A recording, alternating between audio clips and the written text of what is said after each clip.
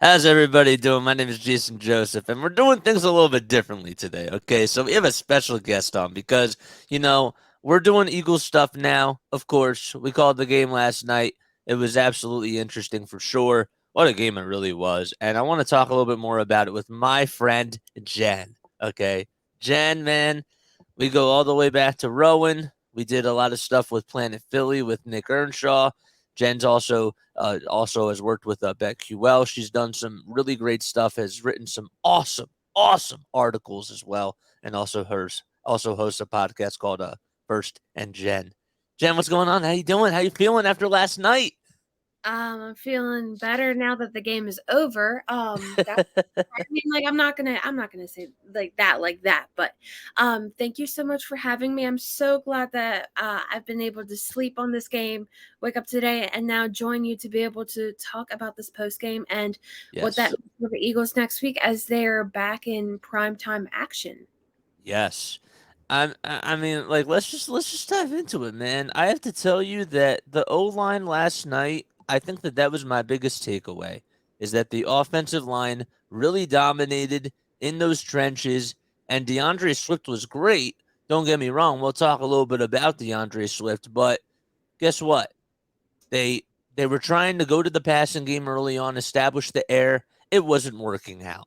Okay, so then they just run the ball down the Vikings' throats, and it worked. And they utilized that middle area, and I think that they attacked the Vikings' weakness.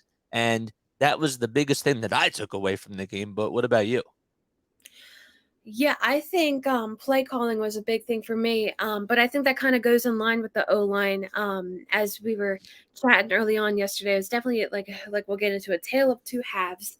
Um, Yes. but early on, that offensive line, it was just so frustrating to watch, and it was Right. uncharacteristic of the offensive line of Lane Johnson, Jason Kelsey, and Jordan Mailata to not be able to be those type of guys that we usually see them are.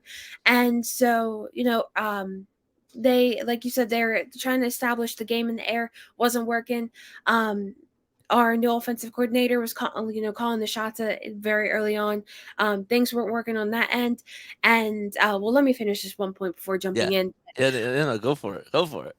But basically the offensive line was looking very uncharacteristic, and I feel like it traces back to the offensive coordinator. Now obviously it's his first year here in Philly. Brian We have a Dable. new defensive coordinator as well, but the defense was looking phenomenal, obviously with some major takeaways yesterday.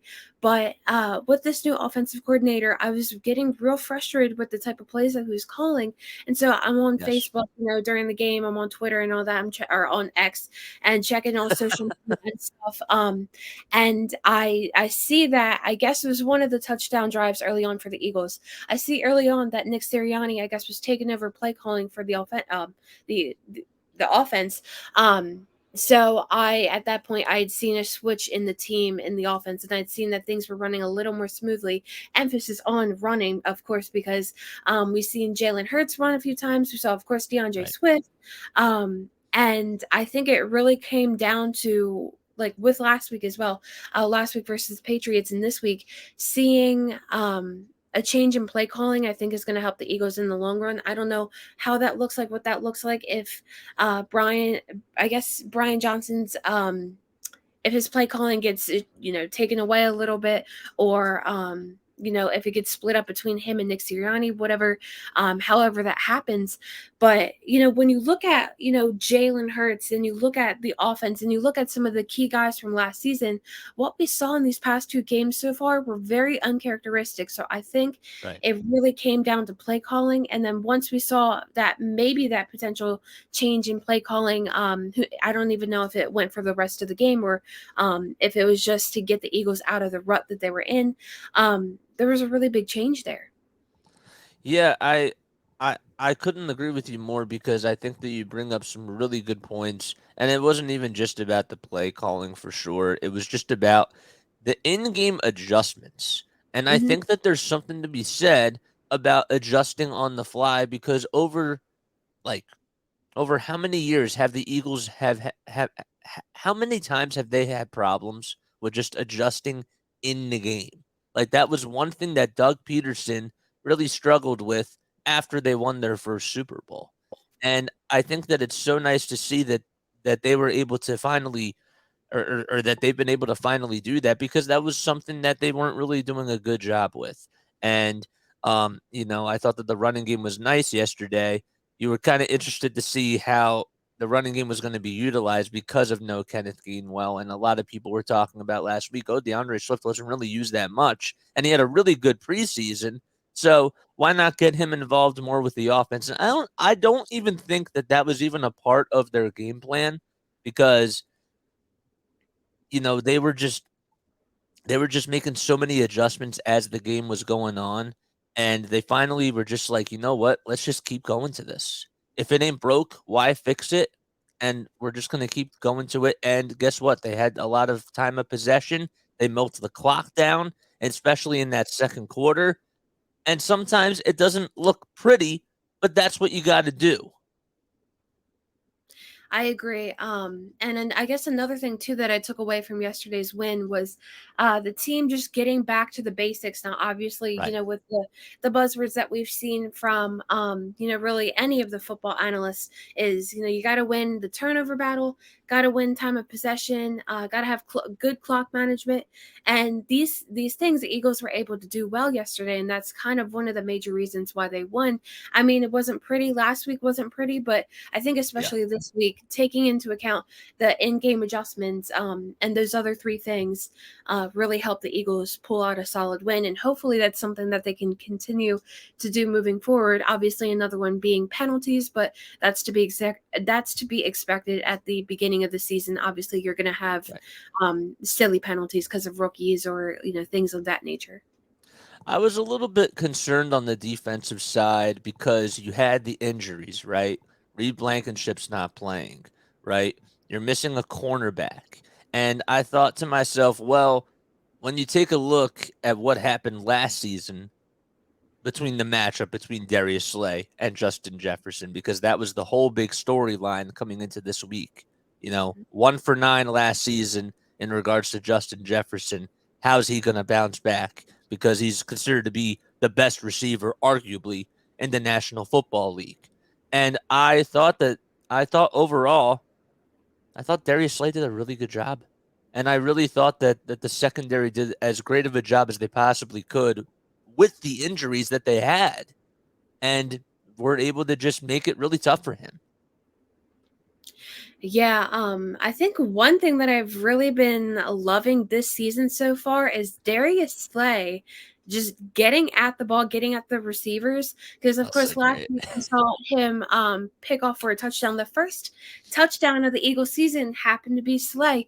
And then Yes, it yesterday did. night, or Thursday night's primetime game against the Vikings, Slay wherever Jefferson was, Slay was there. And Yeah. that's what I love to see from him, like some of the veteran guys stepping up because obviously we've got a lot of new defensive guys and now on a lot of new rookies as well.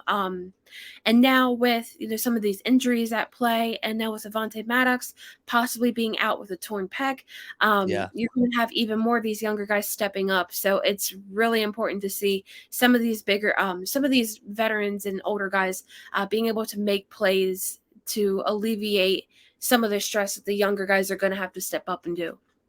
Yeah, absolutely. And just sticking with the defensive side of the ball, I mean, I think we have to talk about the front seven. I mean, Fletcher Cox, man, another really he had a couple of really great plays. Josh Sweat. How about him like breaking through a couple of the Vikings O linemen and just getting to the quarterback and making a big sack right there. Like those types of things from the front seven, I was actually really impressed by, and I saw that as a positive too. Jordan Davis, man, he is a bulldog. Oh man, he is absolutely unbelievable. And Jalen Carter, man, the Mhm. number continues to get called, and he's making the big plays when they matter the most. He did it last week against the Patriots.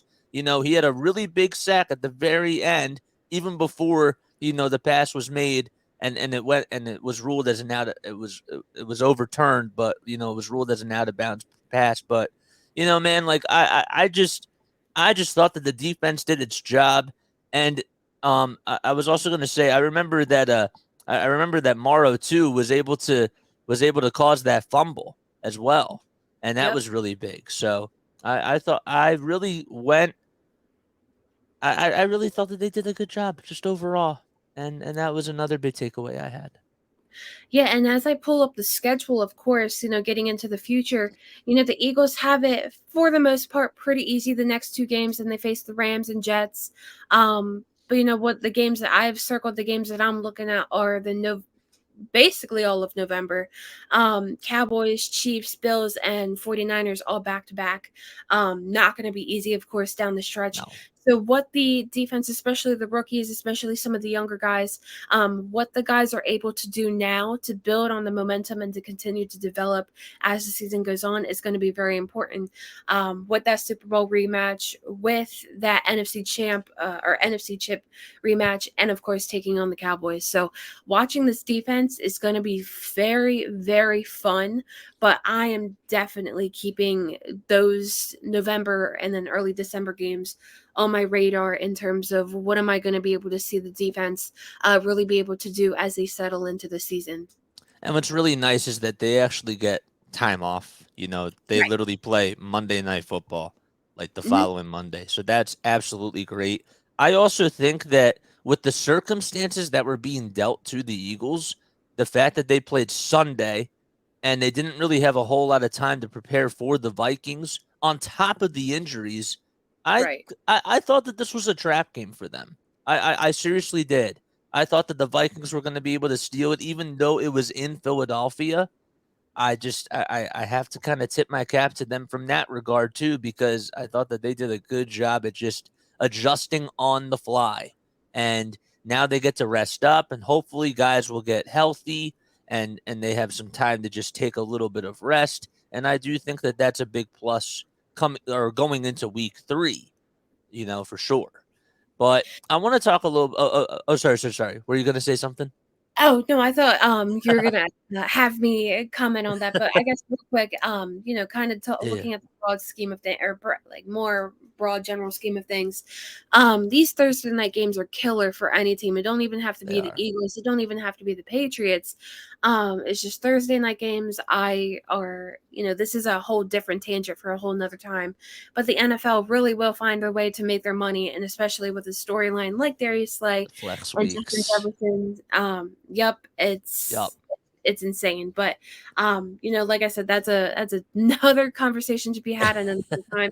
But I really am happy with how the game turned out yesterday for the Eagles and Vikings, of course, both of them really having a short week.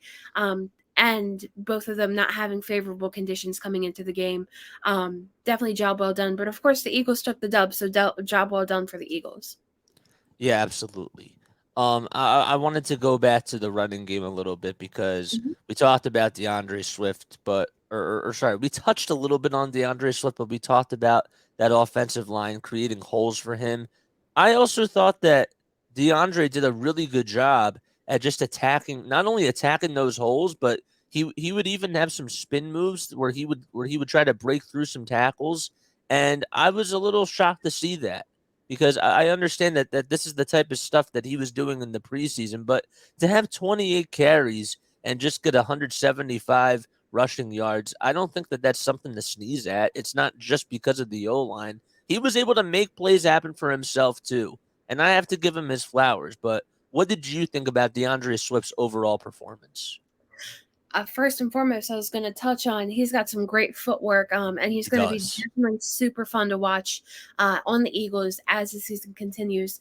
I think he did well yesterday. Not every running play, especially on the Eagles, not every running play is going to be this breakout long play. Now, obviously, we saw a little bit of that from Swift in the preseason.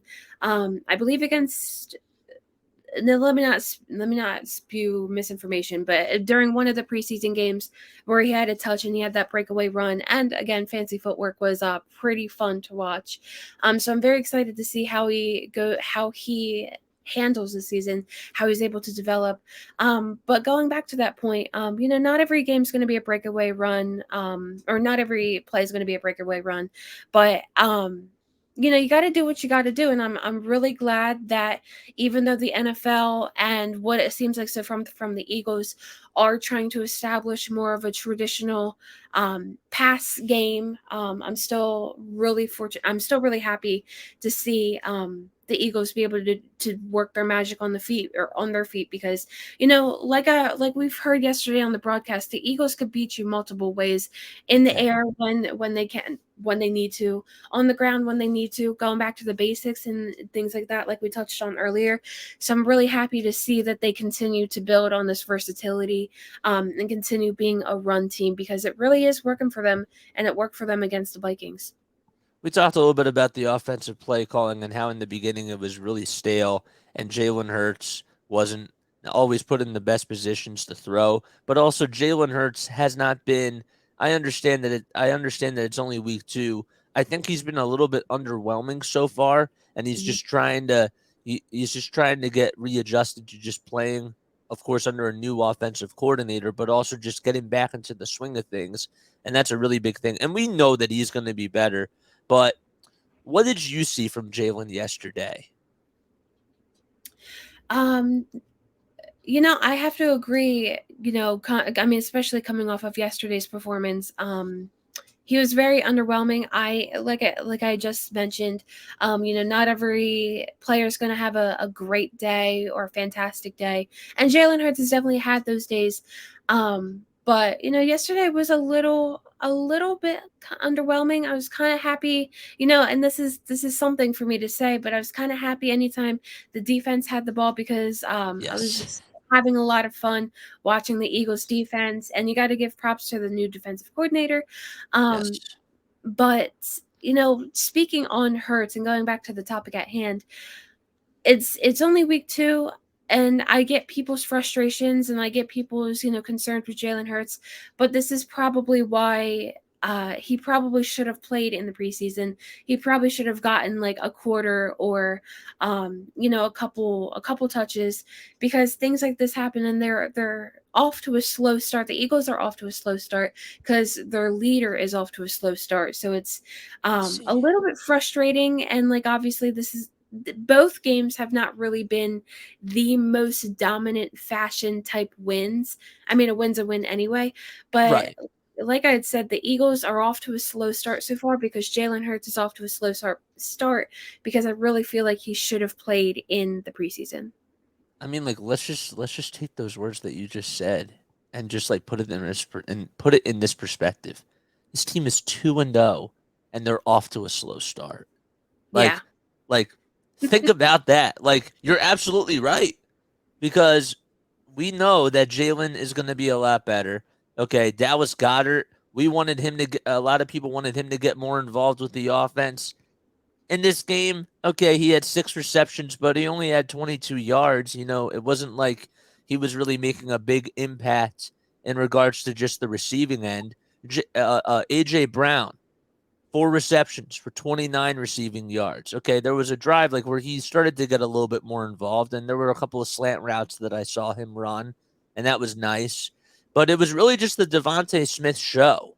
He had a big 63-yard touchdown pass that he was able to catch, and that was great. But I bring this up because they can beat you in so many different ways. And it's just like you don't have to rely on AJ Brown. You don't have to rely on Dallas Goddard. You don't even have to always rely on Jalen Hurts. They were just so dominant in almost every single category.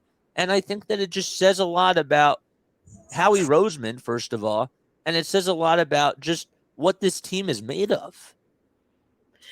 Yeah, and you literally just took the words right out of my mouth. A couple years ago, when Hertz was just starting with the Eagles, we really didn't have, or we didn't have Devontae Smith, we didn't have AJ Brown, we barely had offensive weapons, and that Yep. was a real testament of the struggles that the Eagles had on offense.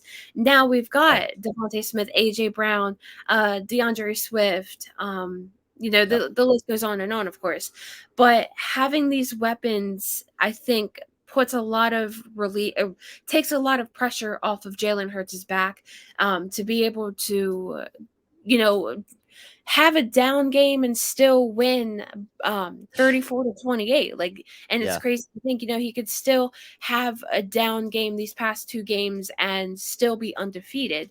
yeah, And I think it, like you had just mentioned, it is definitely a true testament to what Howie Roseman has been able to do these past 3-4 years, maybe even going back to the first Super Bowl win. yeah, absolutely. I do want to talk a little bit about the special teams. First of all, Jake Elliott, can we give this guy Oh, his flowers? I mean, needs more. 61-yard field goal, man, Yeah. like clutch. I mean, like those legs are incredible, and I think that it's safe to say that he's a top three kicker in Eagles franchise history. Mm-hmm. I think it's safe to say that. Oh, I definitely agree. Yeah. But the only thing that I am still a little bit concerned about with the special teams is Britton Covey as just the punt returner. I know that he had a big fumble yesterday, and I was not happy about that. It was a little bit sloppy in that first quarter. You see both teams fumbling like left and right. Hurts did have a pick that he did throw, and he has to be a little bit better in that regard. But I think that this team that if you were to just take a look at a microscope and see like where this team has to improve, I would still say it is the special teams. But where do you think it lies? I think if we're going from just a special, I mean, if we're going just from a team perspective, I would say it's special teams as well. Clearly not Jake Elliott. Of course, Jake Elliott's going to continue to dominate.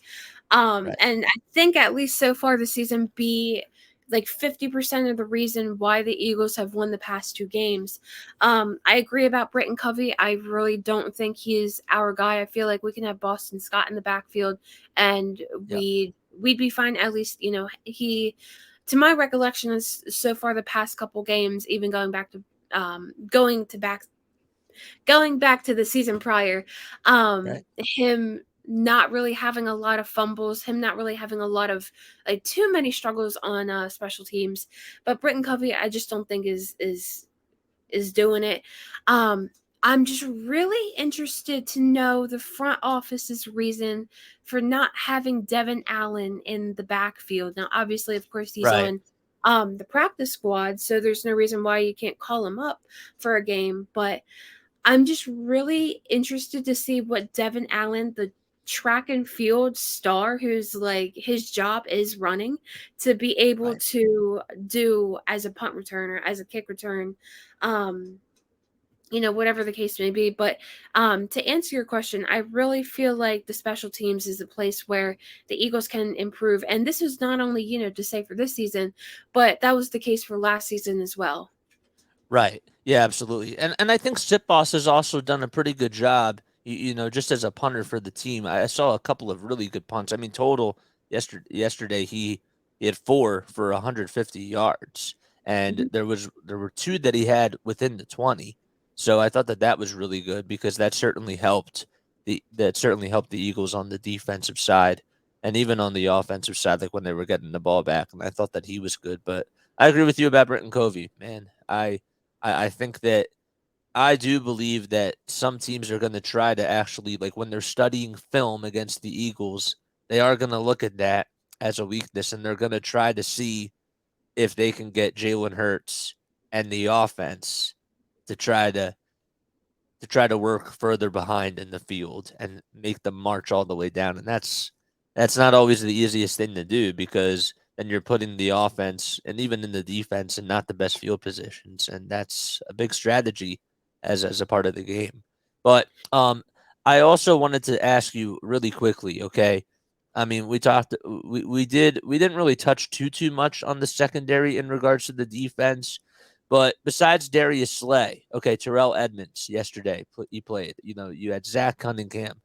What did you like and what did you not like from everybody else in the secondary? Well, to start with what I like, I'm a little more confident in the secondary than I think I have been in years past, which really does say a lot when it comes to defense. I'm really happy with what Howie has been able to create on defense, of course, a lot of it being them Georgia guys, Yes. and having the big bodies on defense, I think is going to help a lot, especially like I said, when you go into that 4 week stretch of teams that are just going to dominate and who are going to attempt to put up a lot of points and who have done in the past put up a lot of points. So I really want to see from the what I like so far. I like what I see from them so far, but I want to see them continue to develop before I can make like a real judgment call about what players I think really stand out to me, what other guys I think maybe not be the best fit for this scheme. That being said, one thing that I don't like is I want to see more playtime from Jalen Carter and Jordan Davis Yes. and whatnot because Yeah. I I'm with you. I'm with love you. watching those guys. Yeah. Um, and I know that they're going to be absolute beasts on this defense. So I really want to see how like I want to see them, and this kind of goes back to the point of what I like from the defense. I want to see specifically Jordan Davis and Jalen Carter to continue to develop in the NFL because they are going to be two of the I mean not to be Eagles biased, but I think two of the best guys in the NFL at such a young point in their careers. So I want to see them develop. I want to see them get more playtime. Right. But other than that, there's nothing that I think really catches my eye as like a major area of concern, at least at this point in time. Um, Now, obviously, injuries are one of the big things that I think are going to be scary to look at. But that's why They are. I think um, having these guys develop early and as soon as possible and getting them more playtime, it's going to help just in case these older guys either, God forbid, retire and call it quits or get Right. injured later in the season.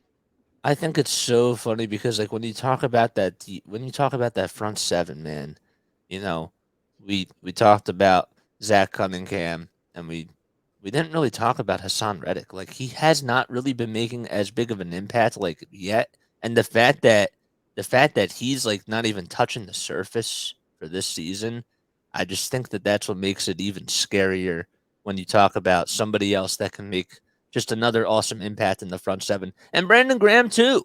I mean, another guy, like from the edges that can just attack offenses and cause double teams.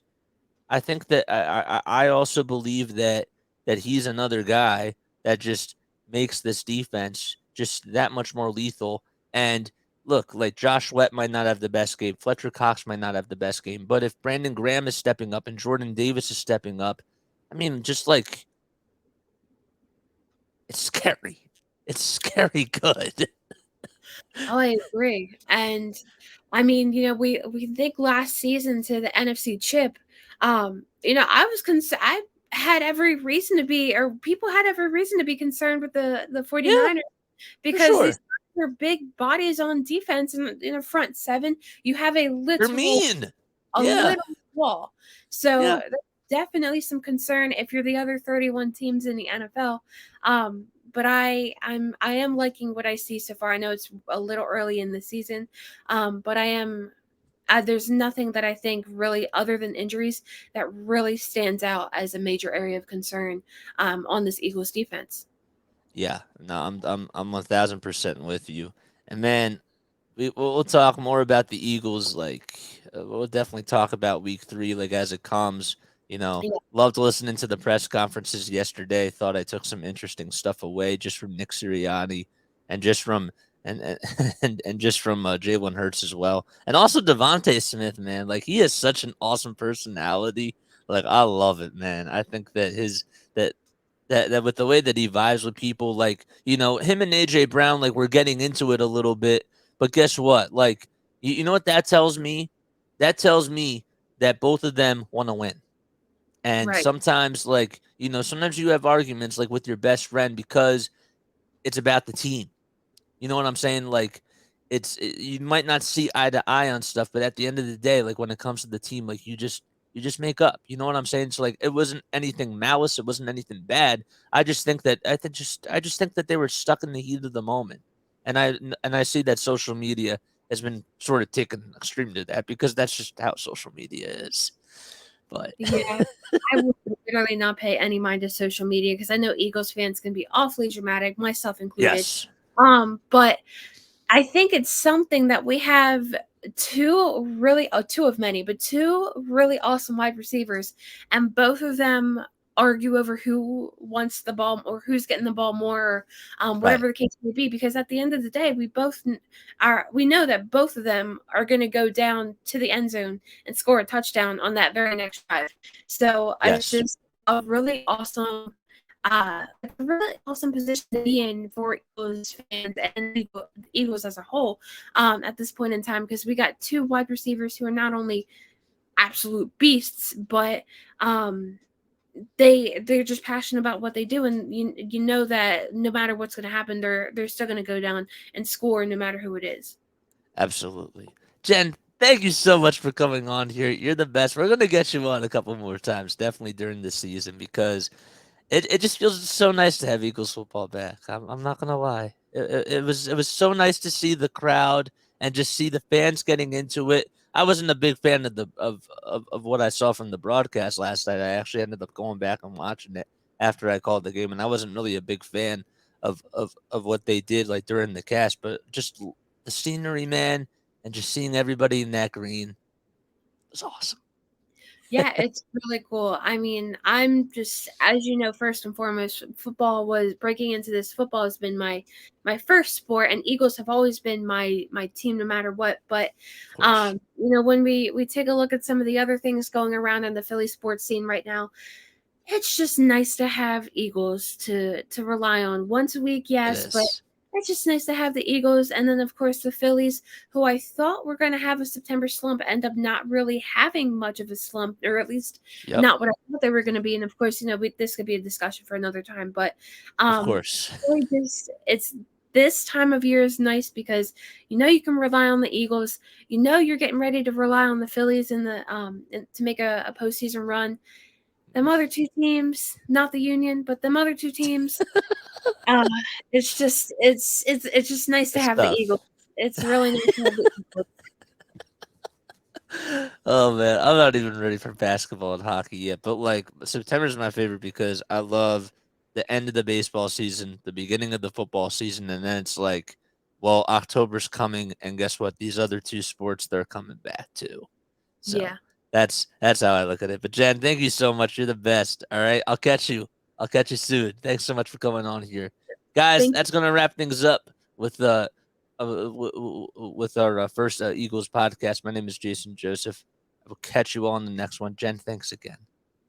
and thank you for having me. Of course, anytime. All right, peace.